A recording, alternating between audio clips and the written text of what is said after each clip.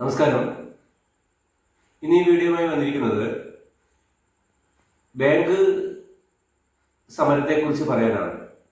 ഫെബ്രുവരി 27 bank സംയുക്ത സമരസമിതിയുടെ ആഭിമുഖ്യത്തിൽ സമരം പ്രഖ്യാപിച്ചിരിക്കുകയാണ്. ചീഫ് ലേബർ കമ്മീഷണറുടെ മധ്യസ്ഥതയിൽ നടന്ന കഴിഞ്ഞ ദിവസത്തെ സമരം അലസിയതോടെ ഫെബ്രുവരി 27 ബാങ്ക് അവധിയായിരിക്കുമെന്ന് ഏകദേശം ഉറപ്പായിട്ടുണ്ട്.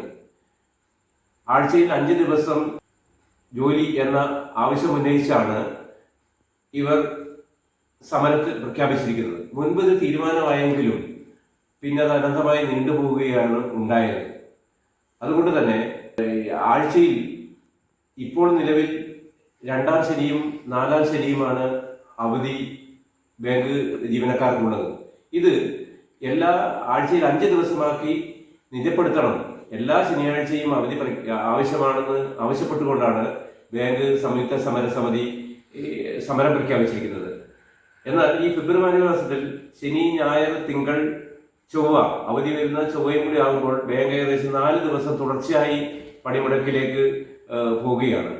എല്ലാ അത്യാവശ്യ സർവീസുകളും ഇതോടെ മുടങ്ങുമെന്നാണ് വിദഗ്ധർ അഭിപ്രായപ്പെടുന്നത്. ചീഫ് ലേബർ കമ്മീഷണറുടെ മധ്യസ്ഥതയിൽ നടന്ന 2-ാം അനുരഞ്ജന ചർച്ചയും പരാജയപ്പെട്ടതോടെ ഈ മാസം 27 രാജ്യഭാഗമായി പണിമുടക്കിന് മുന്നോട്ട് പോകാൻ ബാങ്ക് യൂണിയനുകളുടെ സംയുക്ത സംഘടനയായ United forum of bank union UFBU തീരുമാനിച്ചു. ആഴ്ചയിൽ 5 ദിവസം പ്രവൃത്തി ദിവസം എന്ന ആവശ്യം ഉന്നയിച്ചാണ് പണിമുടക്ക്. നിലവിൽ ഞായറാഴ്ചകൾ കൂടാതെ ഓരോ മാസവും 2-ാമത്തെയും 4-ാമത്തെയും ശനിയാഴ്ചകളാണ് ബാങ്ക് ജീവനക്കാർക്ക് അവധിയുള്ളത്.